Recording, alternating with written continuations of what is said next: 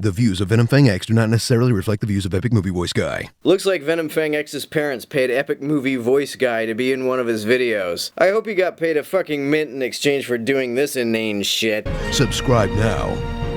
Or don't. It's totally up to you, because you have free will apparently. Oh, but how can I have free will if God knows what I'm doing in the future? Answer that, Mr. Smarty Pants.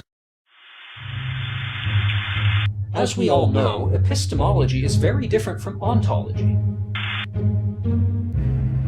God's knowledge correlates to our choices, but God's knowledge does not cause our choices. You're misunderstanding that argument. The argument is not that a God causes our choices. If there's a God which knows what we will do in the future, then what we will do is predetermined, otherwise it couldn't be known. You're right that it isn't necessarily predetermined by a God, but it would nonetheless need to be predetermined. What would it even mean to say that something can be known if it is yet to be determined? William Lane Craig believes that the choices we will make in the future cause a God to know in the present what those choices will be. Although this is hard to reconcile with the fact that Craig believes in the A theory of time, which says that events in the future don't occupy reality. How the fuck can an event which doesn't occupy reality have the causal efficacy to cause a God to know about it in the present? But can God make a burrito so hot that even he can't eat it?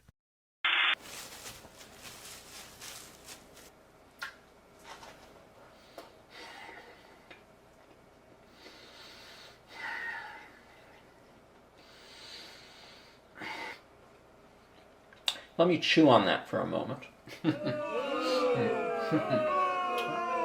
Your existence is proof there is no God. This question is similar to others like it. Can God create a rock too heavy for himself to lift? The only way for an infinite being to subject himself to limitations like that would be to create a limited body for himself to dwell in. So if God created a human body and entered into it as well as its limitations, such as being able to be burned and get hungry, and even die, and at the same time demonstrated his ability to throw off those limitations and walk on water and raise the dead and even raise himself from the dead. So only in Jesus Christ, only in Christianity, do we actually find an answer to this question. Well, let's get a bit more specific. Can the Father of the Trinity make a rock so heavy that the Father can't lift it? Well, who made God? Where did God come from?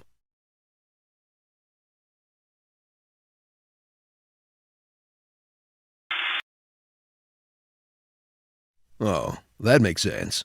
To put the question another way, why does a God exist instead of not existing? So, where is God? What the fuck does that mean?